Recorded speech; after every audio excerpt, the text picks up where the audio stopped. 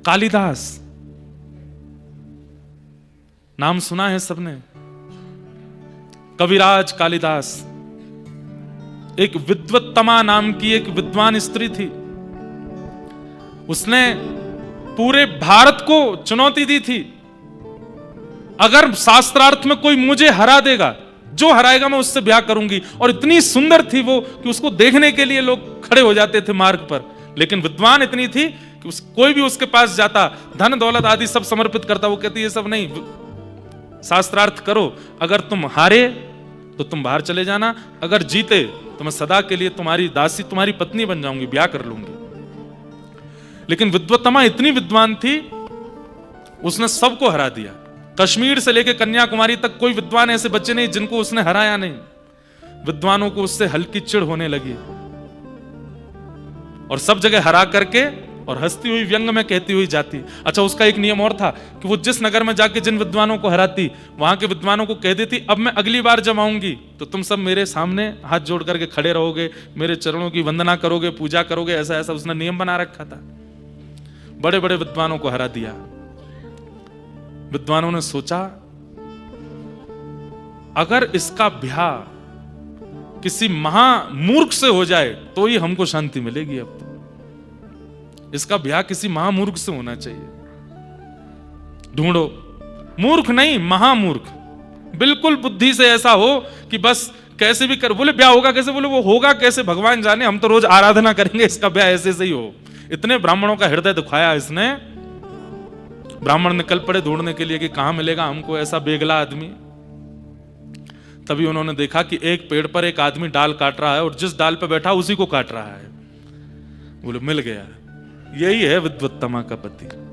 अगर विद्वत्तमा का इससे ब्याह नहीं हुआ तो हम लोगों का जीवन निरर्थक हो जाएगा। हमें जन्म लेके भगवान की प्राप्ति नहीं करनी, बस एक ही काम करना है, इसका ब्याह विद्वत्तमा से हो। उस आदमी को पकड़ करके ले गए और विद्वत्तमा को पत्र लिख करके भेजा कि एक बहुत बड़ा विद्वान मिला है, तुम तो बोलने वाले विद्वानों को हराती हो। इस विद्वान का नियम है, इसके इशारों को पहले समझ करके अगर तुमने हरा दिया तो ये बात करेगा, नहीं तो इशारे में ही बात करता है, बोलेगा नहीं। बहुत बड़ा विद्वान है, पहले इशारे करेगा, उस इशारे में अगर तुम जीत गई तो तुमसे बात करेगा। विद्वत्तमा बोली अच्छा इतना बड़ा विद्वान है? बोला हाँ। विद्वत्तमा आ गई, बड़ा पंडाल बनाया गया, एक मंच पे विद्वत्तमा बैठी, एक मंच पे उस व्यक्ति को खड़ा कर दिया। तो बोले प्रारंभ किया जाए शास्त्रार्थ। मौन शास्त्रार्थ, बोलना नहीं है, केवल इशारों से शास्त्रार्थ होगा। तो विद्वत्तमा ने पहला इशारा किया, सामने से जैसे उसने ये किया तो वो जो बैठा था मूर्ख, उसको सब ब्राह्मणों ने कहा, वो कह रही देख तेरे को उंगली दिखा रही है। बोले उंगली दिखा रही है? तुझको उंगली दिखा रही है? तो वो खड़ा हो गया, उसने तो अपनी 2 उंगली नहीं, बोले एक नहीं 2 तेरी आंख में डाल दूंगा। तो विद्वत्तमा बोली क्या अर्थ था इसका? तो एक ब्राह्मण बोले तुमने क्या कहा था? बोले मैंने कहा एको ब्रह्म द्वितीयो नास्ति। तो तुम्हारे ये क्या बोल रहे हैं? बोले हमारे ये बोल रहे हैं कि बोले एको हम बहुश्याम, भगवान का भी जब मन नहीं लगता तो वो बहुत होने का प्रयास करते हैं। बोले एक नहीं 2, बोले एक परमात्मा दूसरे जीवात्मा, 2 से सृष्टि चलती है। सब ताली बजाने लगे, वाह वाह वाह वाह वाह, जीत गया। अगला करो। विद्वत्तमा ने किया तो मूर्ख बोला क्या बोल रही है? बोले यूं करिए तमाचा मारूंगी। तो उस मूर्ख ने मुट्ठी बनाई, बोले तू तमाचा मारेगी, मैं घूसा मारूंगा। तो विद्वत्तमा बोली अब क्या बोले? बोले आपने क्या बोला? बोले मैंने बोला इस सृष्टि में पंचभूत है, पंचभूत है।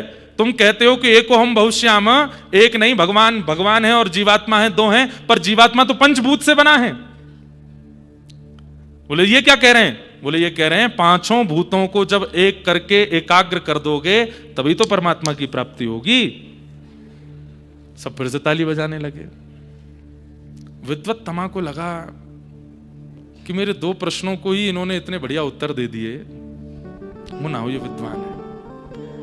वाक वाणी से जो होगा वो तो मैं बाद में करती रहूंगी, विवाह कर लेती हूं। और विद्वत्तमा राजी हो गई और उस व्यक्ति के साथ उन्होंने विवाह कर लिया। विवाह करने के बाद एक दिन दोनों छत पर जा रहे थे, तो विद्वत्तमा चढ़ रही थी ऊपर, उसका वस्त्र बहुत भारी था, तो धीमे धीमे चढ़ रही थी। तो कहना तो था सर्प सर्प सर्प, जल्दी चलो, पर अब ये तो मूर्ख ही थे, तो वो सप सप सप सप बोले, हैं सप, ये क्या बोले? तब विद्वत्तमा ने 2-3 बातें उनसे करी, तो वो तो पता चला कि अरे ये तो विद्वानों ने मेरे साथ छल कर दिया, ये तो कुछ नहीं जानते, इनके साथ मेरा व्यवहार। प्रेम पाश में बांध करके ऊपर ले गई और थोड़ी प्रिय प्रिय बातें करने लगी, और एक कोना था वहां ले जाकर के बोले, अच्छा तो तुम मुझे कहाँ घुमाने ले जाओगे? बोले मैं कहाँ खेत में ले चलूंगा तुमको, हमारा खेत है, वहां पे तुमसे न्यार कटवाऊंगा, तुमसे ये करवाऊंगा, वो तो मूर्ख है। अच्छा, बात करते करते किनारे छत पर ले गए और वहां से धक्का दे दिया। जैसे ही नीचे गिरे तो नीचे काली का मंदिर था, आकर के गिरे तो जीव का अग्रभाग थोड़ा सा दांत के आगे आया और वो कट गया, मुख से रक्त निकलने लगा।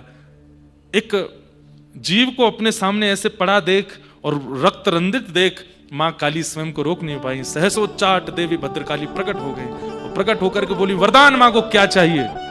तो कहना तो चाहते थे कि विद्वत्तमा ने मुझको घेरा, विद्वत्तमा, लेकिन जीव कटी होने के कारण विद्वत्तमा स्पष्ट ना निकल करके विद्या दे मां प्रकट हुआ। काली ने हस्त फेर दिया और पूरे विश्व को कालिदास प्राप्त हो गया। वही कालिदास बने। कालिदास कैसे बने? खरवत पाद ताड़िता, जैसे ऐल बने। इसमें आप लोग अर्थ में ये मत लगा लीजिएगा कि जब पत्नी ताड़ना करे तो ही बनेंगे हम कुछ, ऐसा अर्थ नहीं है। यहां पर पत्नी या स्त्री से हमारा संकेत नहीं है, ठाकुर जी का भी संकेत नहीं है। ठाकुर जी संकेत कर रहे हैं विषय का।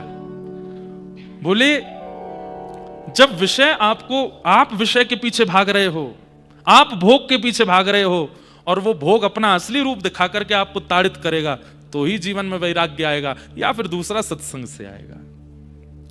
खरवत पाद ताड़िता। अब तो महाराज वो कालिदास बन गए, विद्या देमा कहा तो काली मैया ने हाथ फेर दिया। अब तो काली मैया ने ऐसा वात्सल्य प्रकट किया, बोले जिस ग्रंथ पर तुम हाथ रख दोगे वो ग्रंथ का पूरा आस्वादन तुमको, नाम सुन लोगे किसी ग्रंथ का, उस ग्रंथ का नाम सुनते ही तुम्हें पता चल जाएगा इस ग्रंथ में क्या है और सब तुमको याद हो जाएगा। अब तो महाराज धड़ाधड़ संस्कृत में ही बोलने लगे।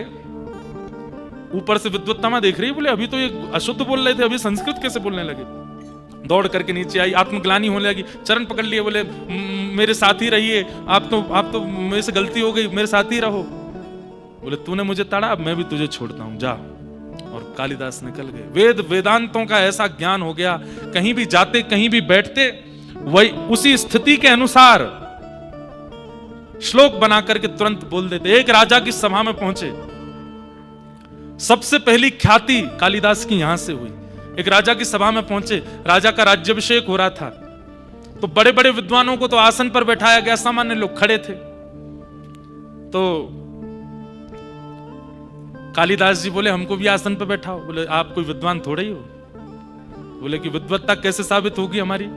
बोले स्थिति अनुरूप श्लोक बना करके, छंद बना के राजा को सुनाओ।